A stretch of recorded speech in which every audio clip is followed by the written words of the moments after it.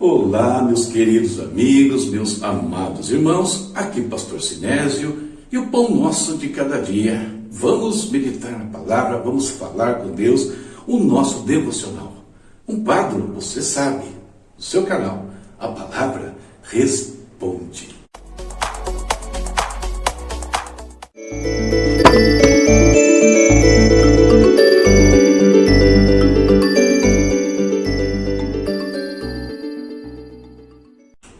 E começamos com o nosso momento de oração. Falar com Deus, buscar a presença do Pai. Hoje nas minhas orações quero destacar um ponto, Tenho feito isso nos últimos dias. Hoje eu quero interceder, clamar e incentivar você a fazer o mesmo. Clamar contra o engano. Clamar contra o espírito das trevas que enreda a mente e a vontade do ser humano neste mundo. E com isso, vai colocando todo mundo debaixo de um jugo, debaixo de escravidão, enlaçando as suas vontades. Eles não conseguem se libertar, daquilo que Satanás, da rede maligna jogada sobre eles. Vamos falar com Deus. Querido Pai, em nome do Senhor Jesus, nós te exaltamos, Senhor. Neste dia, nós te glorificamos, nos curvamos perante a tua grandeza, perante a tua glória, perante a tua soberania, Senhor. Deus eterno, muito obrigado, Pai, pela vida que o Senhor tem nos dado. Muito obrigado pela redenção, pela salvação. Como é bom saber, ó Deus, que a nossa vida não se limita a este mundo, que a nossa vida ultrapassa, Senhor, os túmulos e chega até a eternidade, onde muitos de nós, dos nossos queridos, Pai, já estão, Senhor. Louvamos a Ti, ó Deus, por tão grande privilégio, por tão grande salvação que o Senhor nos trouxe. Meu Pai, colocamos diante do Teu altar, mais uma vez, a vida dos Teus filhos, a vida daqueles que estão enfermos, que estão, Senhor, em hospitais, que estão entubados, que estão fazendo tratamento contra doenças graves, como câncer, por exemplo, Deus, tratamentos contra nódulos que apareceram nos seus corpos, Pai. E cito isso, Deus, por conta dos pedidos de oração que chegaram aqui para nós. Nós repreendemos agora todo o mal, em nome do Senhor Jesus, ó Deus. Em nome de Jesus, declaramos saúde sobre estas vidas, Pai eterno. Em nome de Jesus, restaura, Senhor, de todo problema, de toda indisposição. Cura também, Senhor Deus. Sara, Deus, conforta a tristeza da alma, do espírito, Pai, pela perda, Senhor, às vezes de um ente querido, que tem acontecido tanto nos últimos dias. Quantos partiram, Deus?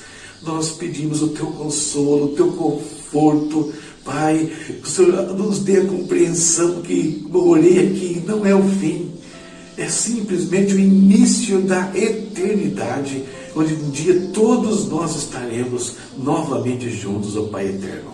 Obrigado, Senhor, em nome de Jesus. Oramos também, Deus, pelas questões financeiras, pedindo, Deus, mais uma vez, que o Senhor abra as janelas nos céus, abra os tesouros, Pai, as bênçãos que o Senhor tem sobre o Teu povo. Derrama, Pai, nesse dia. Derrama, ó Deus, onde existe a necessidade de uma provisão. Abre uma porta de trabalho, Senhor. Traz uma oportunidade de negócio, de um empreendimento novo, Deus. Reativa aqueles que estão parados, ó Pai, trazendo ideias, estratégias, Pai, meios de virar toda a situação causada pela pandemia. Oh Deus, que não seja um tempo de crise, mas um tempo de ideia, de criatividade, de renovo, de prosperidade para o Teu povo, porque o Senhor não depende de nada disso para nos abençoar, meu Deus. Por isso oramos mais uma vez também sobre as questões financeiras, sobre as bênçãos materiais que o Teu povo necessita.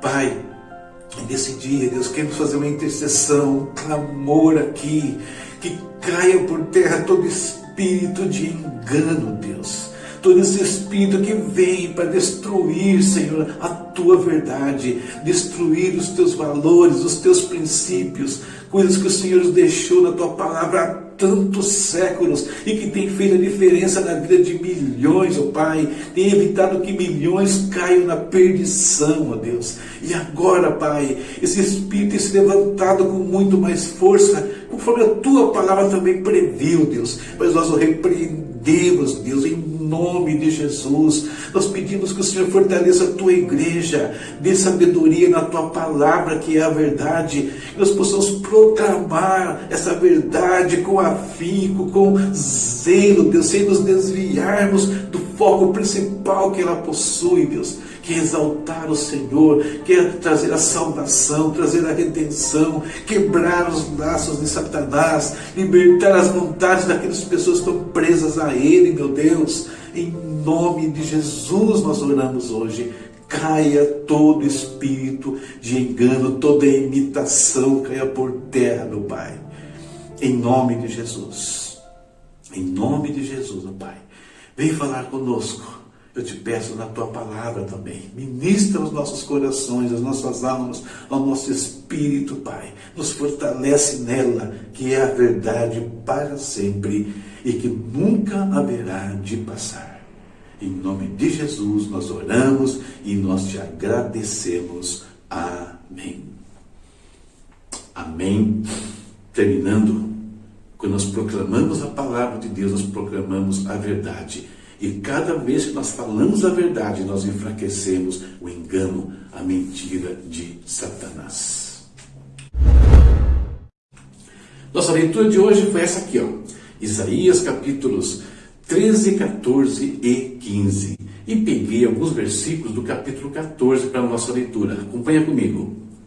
Como você caiu dos céus, ó estrela da manhã, filho da alvorada. Como foi atirado à terra, você que derrubava as nações, você que dizia no seu coração, subirei aos céus, erguerei meu trono acima das estrelas de Deus. Eu me assentarei no monte da Assembleia, no ponto mais elevado do Monte Santo.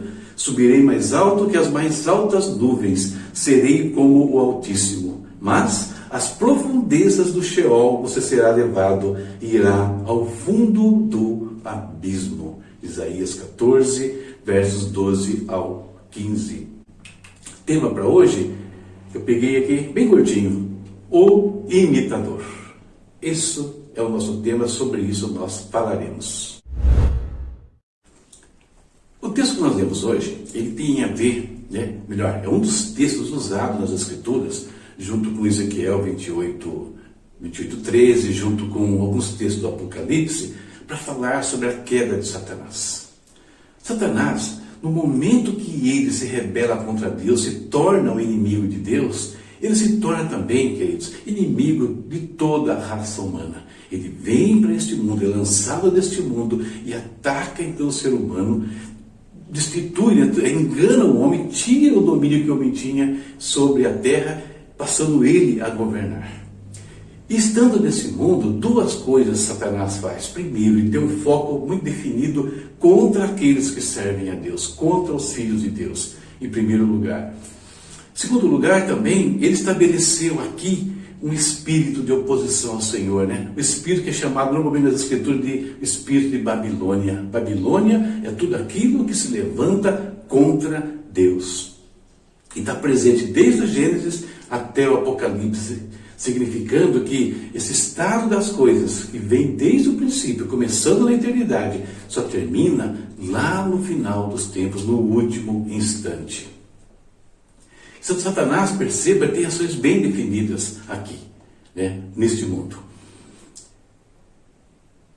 E cabe alguma precaução contra isso? Com certeza cabe. Nós temos um exemplo até interessante, quando Miguel estava disputando com Satanás, acerca do corpo de Moisés, isso está na Epístola de Judas, fala que Miguel, apesar da sua posição, apesar da sua preeminência nos céus, como alguém que permaneceu fiel a Deus, não entrou em contenda com Satanás, mas nós somos nas mãos de Deus, o Senhor te repreenda.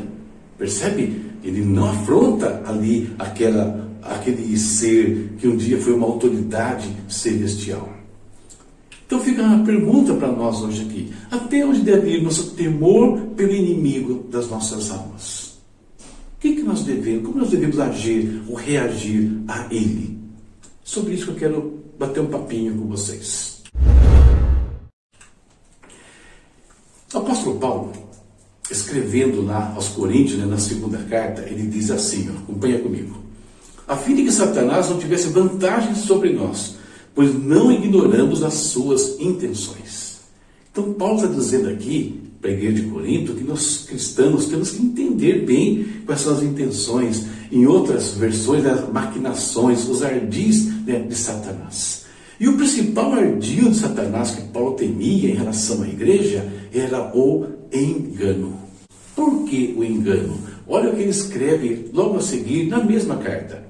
O que receio e quero evitar é que, assim como a serpente enganou Eva com astúcia, a mente de vocês seja corrompida e se desvie da sua sincera e pura devoção a Cristo. Então Paulo temia que de alguma forma eles fossem enredados e fossem destituídos da única situação que poderia livrá-los das intenções de Satanás.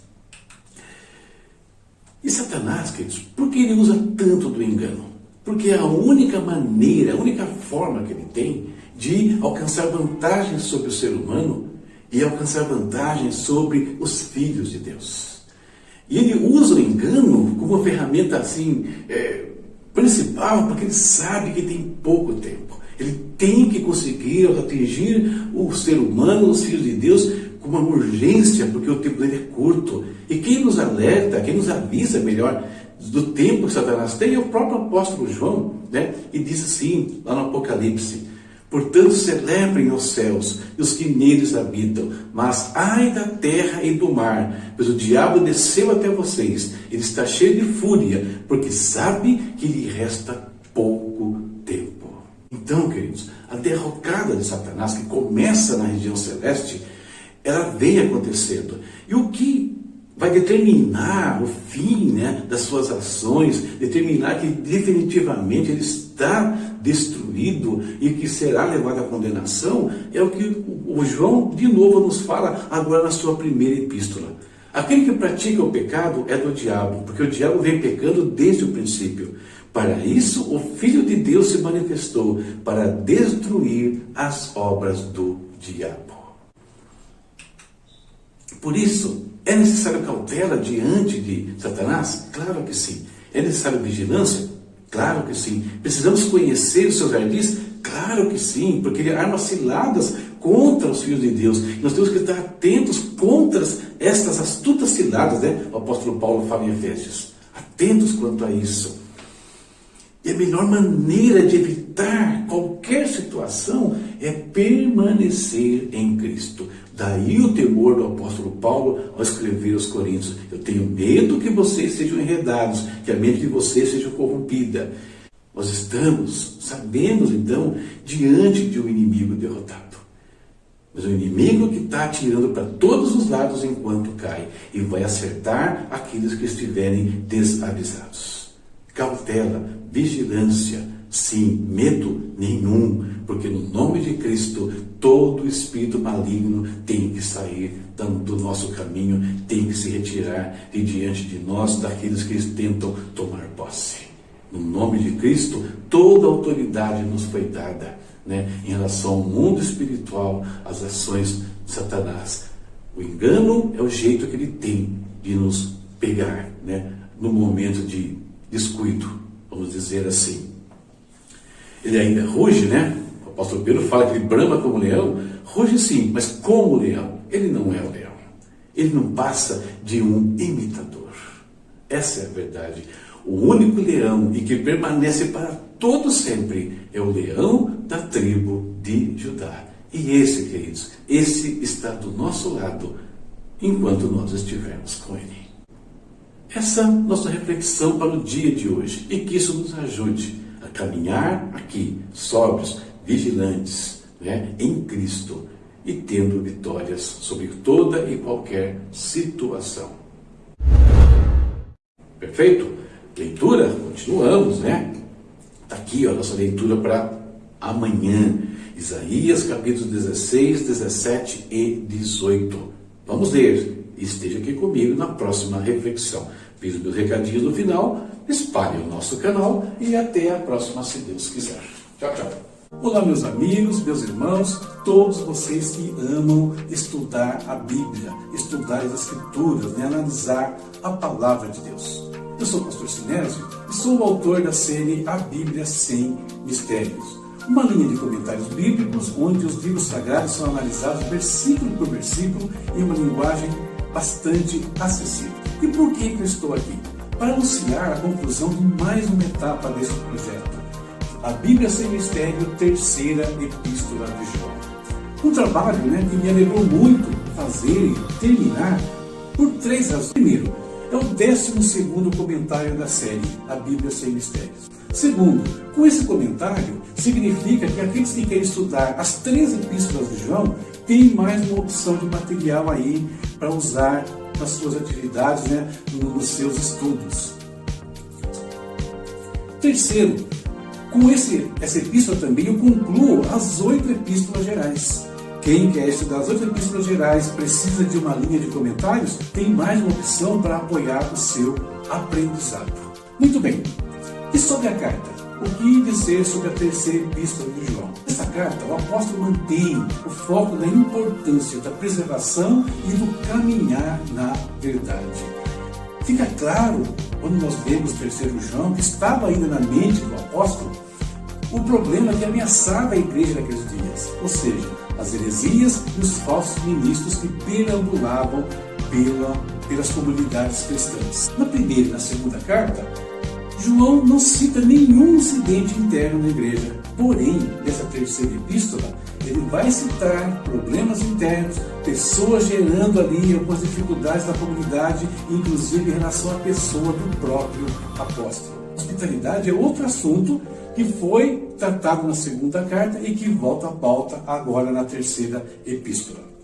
Espero que você nos prestigie adquirindo este comentário e, tendo adquirido, goste do nosso trabalho.